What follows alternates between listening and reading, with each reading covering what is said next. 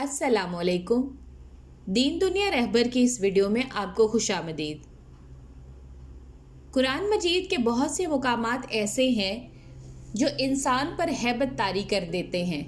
ایسا ہی ایک مقام 30ویں پارے سورہ تکویر کی پہلی آیت ہے۔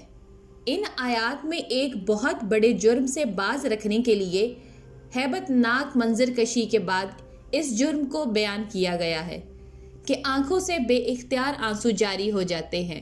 اب ان آیات کو پڑھتے ہوئے ذہن میں ان منظر کا خاکہ بنائیں۔ جب سورج لپیٹ میں آ جائے گا اور جب ستارے بے نور ہو جائیں گے اور جب پہاڑ چلائے جائیں گے اور جب 10 ماہ کی حاملہ اونٹنی چھوڑ دی جائے گی اور جب وحشی جانور اکٹھے کیے جائیں گے اور جب سمندر بھڑکائے جائیں گے اور جب جانیں جسموں سے ملا دی جائیں گی، جب زندہ گاڑی ہوئی لڑکی سے سوال کیا جائے گا کہ وہ کس گناہ کی وجہ سے قتل کی گئی۔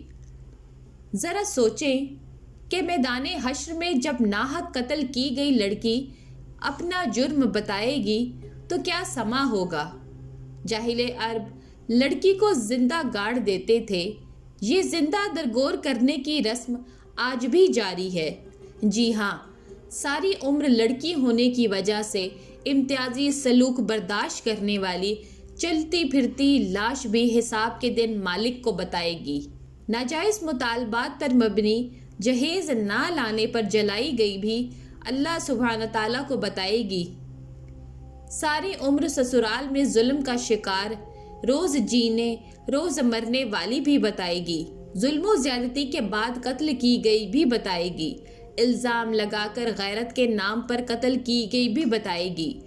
جائیداد ہڑپ کرنے کی خاطر قرآن سے بیاہ کر جیتے جی زندہ درگور کر دینے والی بھی بتائے گی۔